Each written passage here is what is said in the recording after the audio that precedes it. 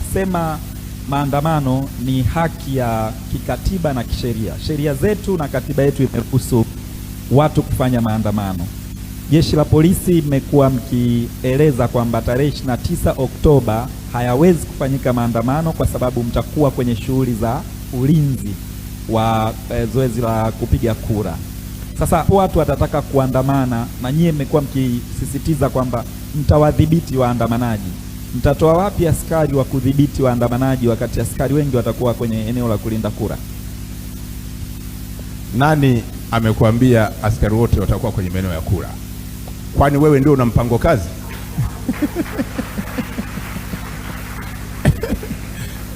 Sisi ndio tumesomea kazi hiyo. Huwezi kutusemea kwamba askari watakuwa kule, ukiwakuta huku ambako unasema hawapo utasema nini? Hilo la kwanza.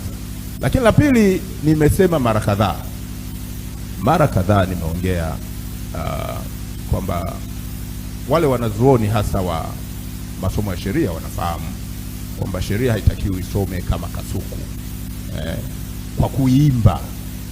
Unasoma kama ni section fulani unaenda na subsection yake, kama ni ibara fulani unaenda na ibara yake ndogo.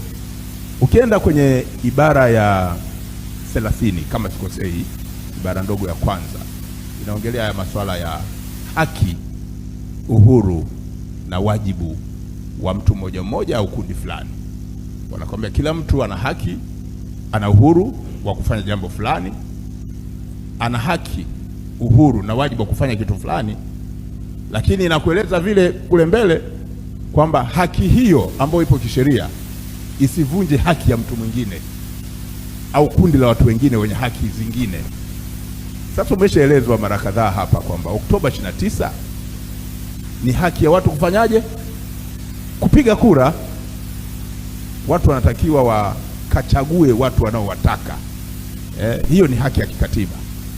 Wewe unaleta haki nyingine ya kuvunja haki nyingine kwamba sisi tutakuwa barabarani. Maana yake ukiwa barabarani watu wasiende, si ndio?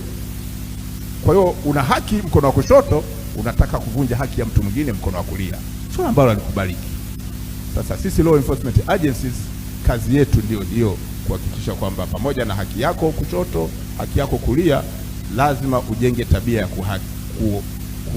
kuthamini haki ya mtu mwingine. Unakumbuka kuna kipindi walitaka kuandamana, kama unakumbuka, na tukaona mazingira yako vizuri, watu waliotaka Kimara walitembea, kama mnakumbuka. Watu wengine walianzia Gogo la Mboto, walianzia Buguruni pale, walitembea.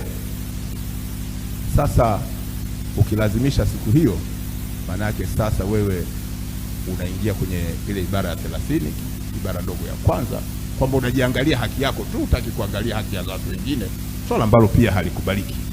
Lazima uwe na tabia ya kujenga kuheshimu haki za mtu mwingine. Kwa hiyo sisi tunawaheshimu kwamba siku hiyo ni siku ya uchaguzi mkuu, watu kupiga kura, na wao wanatambua. Sasa ukitaka tuwalazimishe kwa nguvu kutambua, sisi ndio kazi yetu tumeisomea. Tutawalazimisha kuzuia kwamba hicho mnachotaka kukifanya kitaleta fujo, na kabla kijaleta fujo sisi tutawazuia kisheria, kwa maana ya kuwakamata na kuwaingiza kwenye mifumo mingine ya kisheria ili washughulikie kisheria. Apande, asante kwa sababu unawahi mahali. Uhitimishe tuna hili, watu wakipiga kura, kuna kauli zinatoka piga kura, nenda nyumbani kasubiri matokeo, lakini zipo kauli piga kura, linda kura, au kaa karibu na kituo pale.